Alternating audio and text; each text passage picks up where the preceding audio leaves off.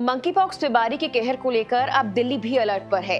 Mpox मरीजों को लेकर जहां सरकार ने पहले ही गाइडलाइन जारी कर दी, तो दूसरी ओर भारत में पहला स्वदेशी एमपॉक्स आरटी-पीसीआर किट भी लॉन्च कर दिया गया है।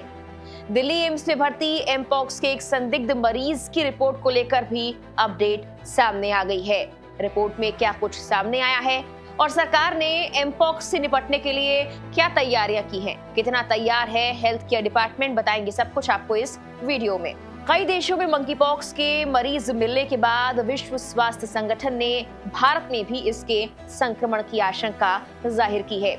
ऐसे में देश भर का स्वास्थ्य अमला अलर्ट मोड पर आ गया है। सभी एयरपोर्ट पर जांच की जाएगी। सभी अंतर्राष्ट्रीय हवाई अड्डों के साथ साथ बंदरगाहों, खासतौर पर बांग्लादेश और पाकिस्तान की सीमा से लगे बंदरगाहों पर कड़ी सतर्कता के निर्देश दे दिए गए हैं। किसी भी व्यक्ति में अगर एमपॉक्स के लक्षण दिखाई देते हैं तो उसकी पहचान करके एक्शन लेने के लिए कहा गया है और जल्दी उसे अस्पताल में भर्ती करवाने के निर्देश दिए गए हैं। बता दें कि दिल्ली एम्स में भी एमपॉक्स के एक संदिग्ध मरीज को भर्ती करवाया गया था।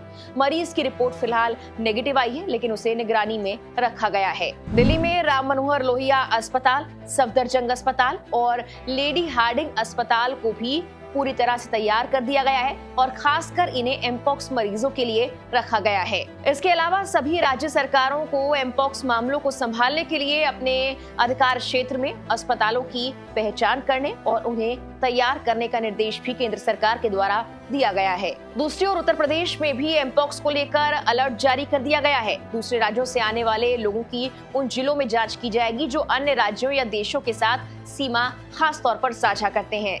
स्वास्थ्य विभाग ने सभी जिलों को निर्देश दे दिया है कि पिछले 21 दिनों में जो भी व्यक्ति किसी अन्य देश से आया है जहां पर मंकी पॉक्स की पुष्टि हुई है या संभावित रोगी होने की सूचना मिली है, उनकी एक स्क्रीनिंग कराई जाए। अगर किसी भी व्यक्ति में कोई लक्षण मिलता है तो उसकी तुरंत KGMU की माइक्रोबायोलॉजी लैब में जांच कराई जाएगी। वही एमपॉक्स के लिए भारत ने पहले ही स्वदेशी RT-PCR किट भी तैयार कर ली है। इसके लिए अब विदेश से किट मंगवाने की जरूरत नहीं पड़ेगी। भारत के सीमेंस हेल्थकेयर प्राइवेट लिमिटेड ने इस किट को विकसित किया है और दावा किया है कि इस किट की मदद से सिर्फ 40 मिनट के अंदर जांच रिपोर्ट भी आ जाएगी। 2022 के बाद से भारत में कम से कम 30 एमपॉक्स के मामले सामने आए हैं। एमपॉक्स का आखिरी मामला इसी साल मार्च में सामने आया था। बता दें कि एमपॉक्स एक वायरल बीमारी है जो मंकी पॉक्स वायरस के चलते होती है।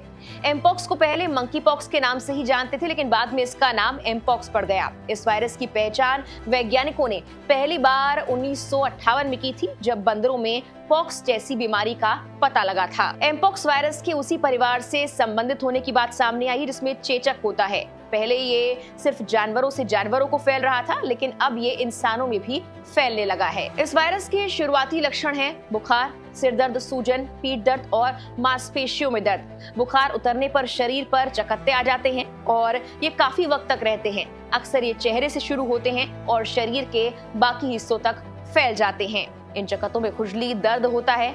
संक्रमण आमतौर पर अपने आप ही ठीक हो जाता है। बताया गया कि 14 से 21 दिनों के बीच ये संक्रमण रह सकता है, लेकिन गंभीर मामलों में घाव पूरे शरीर और खास तौर पर मुंह, आंखों और गुप्तांगों पर भी फैल सकते हैं।